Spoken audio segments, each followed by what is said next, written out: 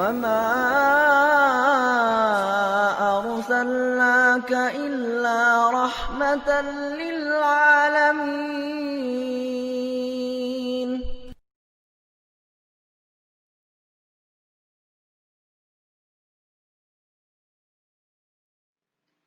Bismillahirrahmanirrahim. Assalamualaikum warahmatullahi wabarakatuh.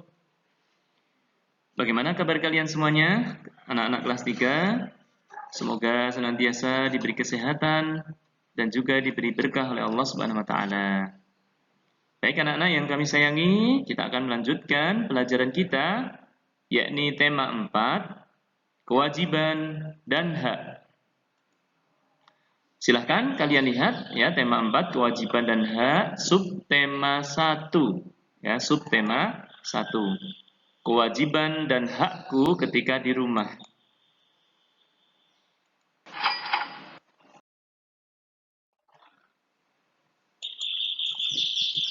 Kewajiban dan hak sebagai anggota keluarga. Ahmad dan keluarga memiliki kewajiban dan hak sebagai anggota keluarga. Kewajiban adalah suatu yang harus kita lakukan. Sedangkan hak adalah sesuatu yang semestinya kita terima. Ya, jadi kewajiban itu adalah sesuatu yang harus kita lakukan. Sedangkan hak adalah sesuatu yang harusnya kita terima setelah kita melaksanakan kewajiban. Ya, sampai sini jelas ya anak-anak ya. Kewajiban Ahmad sebagai anggota keluarga di rumah contohnya seperti ini. 1. Kewajiban Ahmad adalah belajar karena Ahmad adalah seorang pelajar. 2. Menjaga adik karena Ahmad memiliki adik sehingga kewajibannya juga menjaga adik. 3. Membantu orang tua karena Ahmad juga masih memiliki orang tua.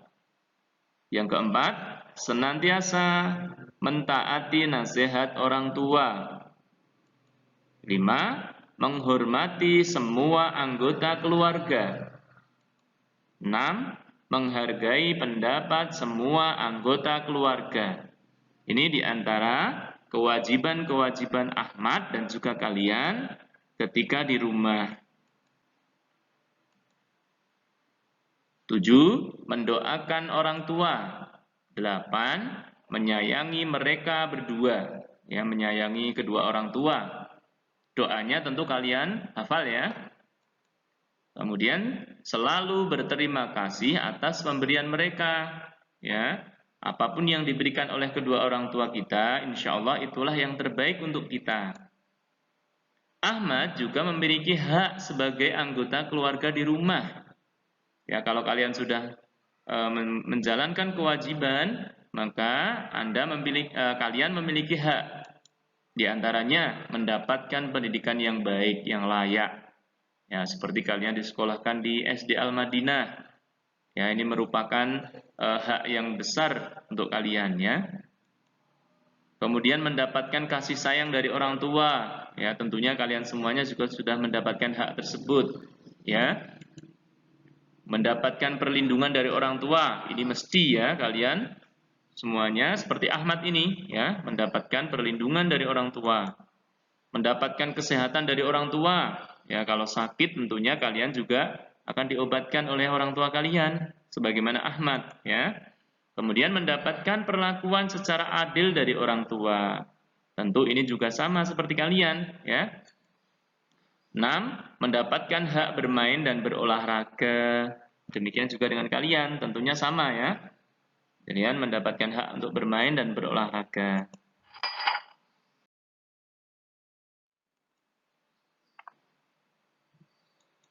Ya, kita akan mengenal tentang saran dan kritikan. Apa itu saran?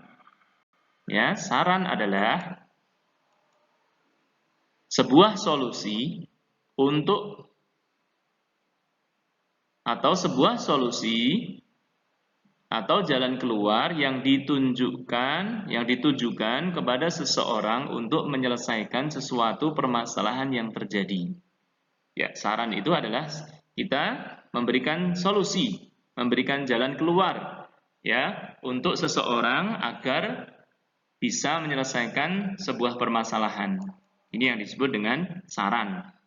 Ya. Contoh saran seperti ini. Ya, ketika ada temanmu yang tulisannya kurang rapi, maka kamu bisa memberi saran, kamu harus sering menulis agar tulisanmu menjadi rapi. Ini adalah saran.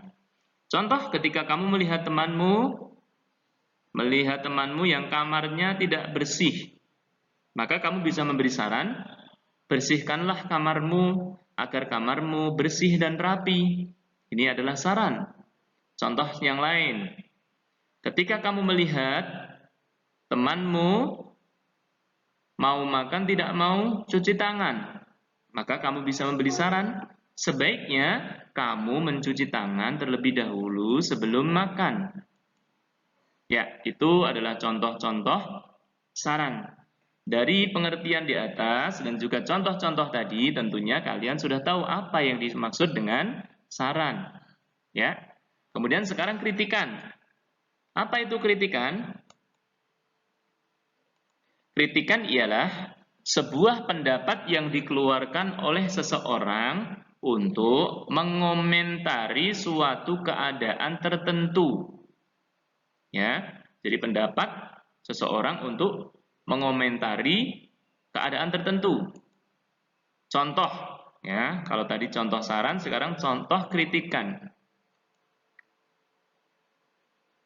Ketika melihat seseorang yang tulisannya tidak rapi atau temanmu tulisannya tidak rapi, maka diberi kritikan, tulisanmu tidak rapi. Nah, ketika melihat temanmu kamarnya yang berantakan, maka kamu mengkritiki, berantakan sekali kamarmu. Ya, ketika melihat temanmu tangannya kotor, kamu memberi kritikan, tanganmu kotor sekali. Ya, ini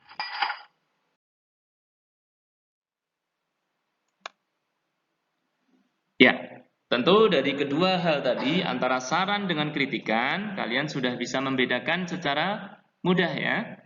Sekarang kita akan melafadzkan saran dan kritikan. Ya, dari sebuah kasus. Coba kalian lihat kondisi Ahmad berikut ini. Perhatikan ya. Kondisi Ahmad.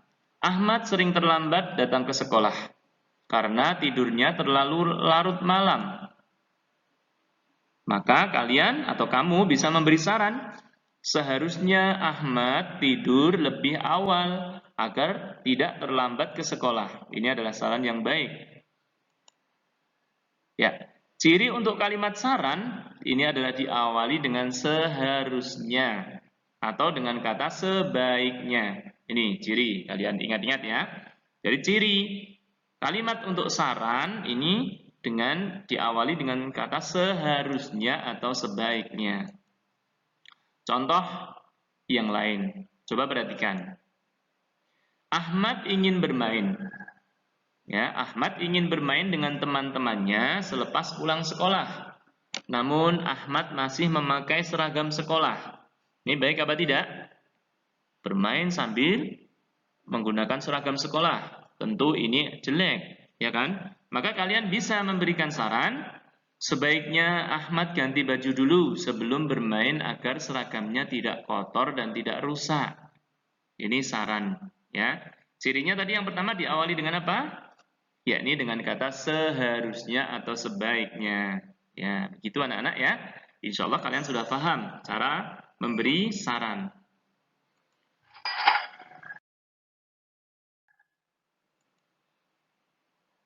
Ya, sekarang kita akan membahas contoh yang lain. Ya, perhatikan kondisi Ahmad berikut ini.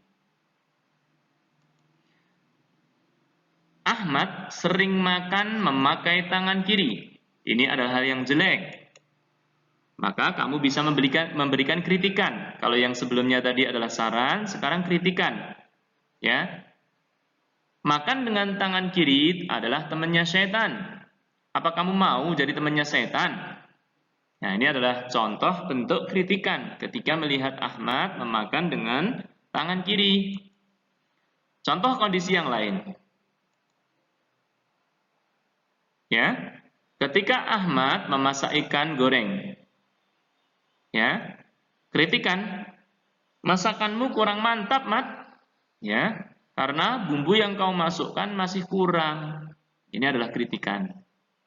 Ya. Maka kalian bisa membedakan mana yang dimaksud dengan kritikan, mana yang dimaksud dengan saran. Kalau yang saran tadi sudah dijelaskan, ada awalan apa tadi? Sebaiknya. Nah, diantaranya sebaiknya atau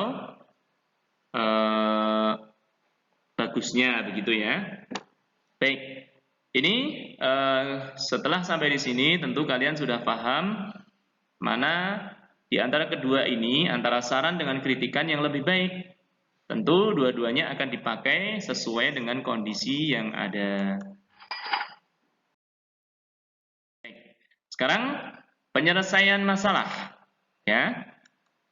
Perhatikan bacaan di bawah ini. Ya. Ahmad demam. Pagi itu Ahmad merasa tidak enak badan. Badan Ahmad demam. Ahmad segera memberitahukan kondisi kepada ibunya. Ibu membawa Ahmad ke dokter. Dokter memeriksa Ahmad. Dokter juga memberi resep, yaitu resep obat. Kemudian ibu membeli obat di apotek sesuai resep dari dokter. Sesampai di rumah, Ahmad minum obat, kemudian Ahmad beristirahat. Keesok harinya, Ahmad kembali sehat. Permasalahan yang ada pada bacaan di samping. Ya, jadi dari cerita Ahmad tadi ada beberapa permasalahan. Yang pertama, Ahmad merasa tidak enak badan. Ini adalah masalah ya. Kemudian yang kedua, badan Ahmad demam, panas ya. Maka penyelesaiannya adalah satu, Ahmad mengatakan kondisi kepada ibunya bahwasanya Ahmad sedang tidak enak badan. Kemudian penyelesaian berikutnya, ibu membawa Ahmad pergi ke dokter. Kemudian Ahmad minum obat dari dokter. Ya, jadi kalian bisa memilah dari kasus ya dari bacaan ini bagaimana atau apa yang bisa diambil permasalahan dari teks tadi, dan juga kalian bisa menyimpulkan apa yang menjadi solusi atau penyelesaian masalah yang ada di teks tadi. Ya, sampai di sini insya Allah kalian paham? Ya, insya Allah ya.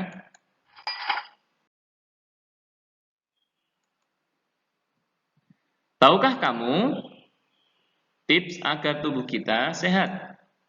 Ya, usaha kita ya agar tubuh kita sehat. Satu, istirahat yang cukup antara 6 sampai 8 jam per hari. Ya, kalau malam kita tidur jangan sampai terlalu malam. Ya. Setidaknya jam 8, kalau tidak ada kegiatan jam 8 malam ya sampai subuh. Atau jam 9. Ya, paling mentok jam 9 setelah belajar kita segera tidur. Jangan melakukan kegiatan yang tidak bermanfaat. Ya. Kemudian perbanyak makan buah dan sayur serta minum air putih. Ini minum minuman yang segar. Jangan terlalu banyak minum jajanan yang tidak sehat. Kemudian yang ketiga, olahraga yang teratur. Ya, ini insya Allah kalian tentunya sudah banyak olahraga ya. Tinggal keteraturannya yang belum. Kemudian yang keempat, menjaga kebersihan diri dan lingkungan seperti rajin mandi dan rajin cuci tangan sebelum makan, menjaga kebersihan lingkungan di dalam atau di luar rumah. Ini adalah di antara tips agar tubuh kita sehat.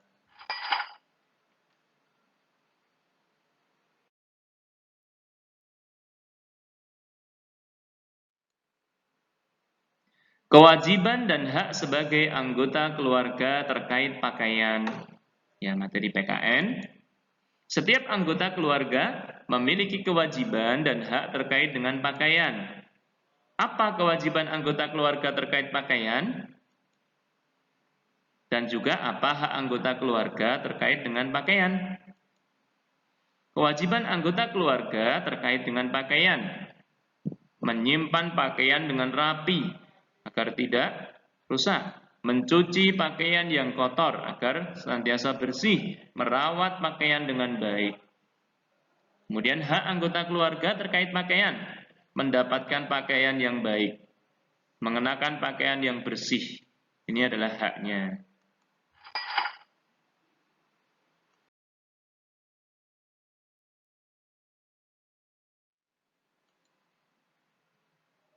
Manfaat tidur siang. Nah, ini penting ini anak-anak ya.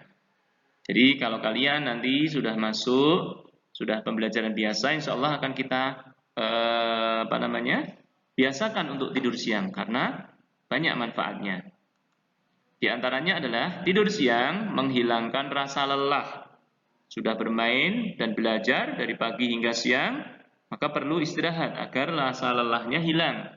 Tidur siang juga menyehatkan badan. Kemudian tidur siang menyenangkan pikiran, menenangkan pikiran. Kemudian tidur siang mengembalikan stamina. Tidur siang juga membuat hati ceria dan bersemangat. Ya, dan Ustadz tambahi, tidur siang juga merupakan sunnah Rasulullah Shallallahu Alaihi Wasallam.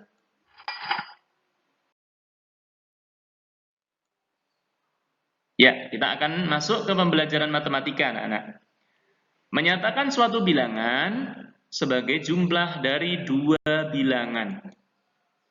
Coba perhatikan, ada sebuah cerita. Ya, setiap liburan Ahmad membantu ayah untuk memilih telur yang akan ditetaskan dari 1.500 butir telur bebek dan 1.700 butir telur ayam. Ya, jadi telur bebeknya ada 1.500 sedangkan telur ayamnya 1.700. Kemudian ada beberapa telur yang tidak dapat ditetaskan. Ditetaskan ya, mohon maaf. Coba amatilah contoh kemungkinan jumlah telur yang dapat atau tidak untuk ditetaskan. Ya, silahkan perhatikan untuk tabel berikut. 1.500 telur bebek yang siap ditetaskan dan ada yang tidak siap untuk ditetaskan. Jika yang siap untuk ditetaskan ada 1.000, maka sisanya 500 ya, ditambah 500 yang tidak siap ditetaskan, berarti jumlahnya 1.500.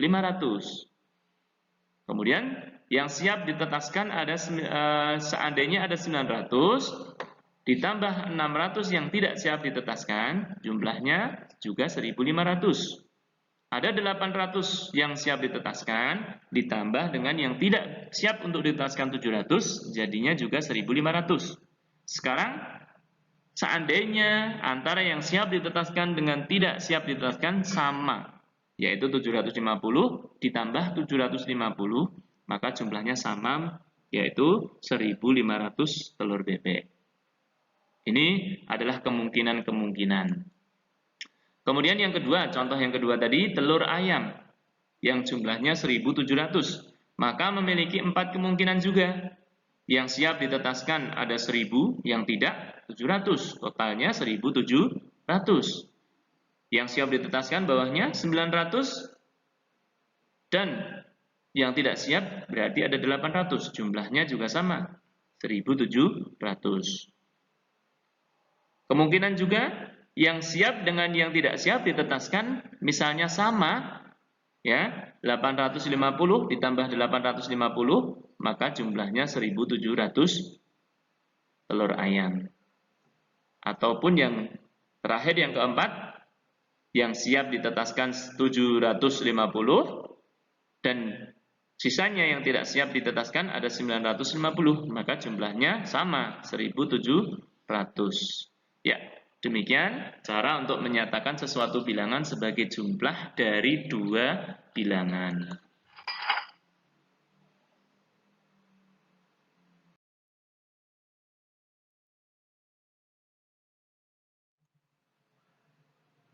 Membuat gambar dekoratif. Ya. Untuk hiasan ya tentunya. Ini. Coba perhatikan gambar berikut ini. Teknik menggambar dekoratif. Ya. Gambar dekoratif ini gambar sebagai hiasan yang ada di sekitar kita. Caranya, atau tekniknya adalah satu, menentukan ide atau konsep gambar dekoratif. Kita tentukan dulu apa yang mau kita gambar sebagai hiasan. Apakah gambar bunga, pohon, gunung-gunung, atau yang lainnya. Kemudian menyiapkan alat dan bahan menggambar dekoratif. Kita mau menyiapkannya di mana? Mau menggambarkannya di mana? Di kertas, folio, atau di buku gambar, atau di karton, dan seterusnya. Kemudian membuat dasar gambar dekoratif. Kita buat gambar dasarnya secara tipis dulu, kita gambar tipis dulu, ya. Kemudian yang keempat, membuat motif gambar dekoratif. Setelah dibuat gambar tipis, kemudian kita buat motif-motif di sampingnya, baru kita tebalkan. Kemudian yang kelima, membuat variasi gambar dekoratif, dibuat variatif, ya, variasi yang beraneka ragam. Kita hiasi sedemikian rupa biar bagus, ya. Kemudian yang terakhir, mewarnai gambar dekoratif, ya, dengan beberapa alat pewarna, ya, seperti spidol warna, krayon, dan semisal. Ini adalah teknik-teknik untuk membuat gambar dekoratif. Insya Allah kalian sudah terbiasa ya membuat gambar dekoratif, tinggal untuk tekniknya saja yang perlu kalian perhatikan.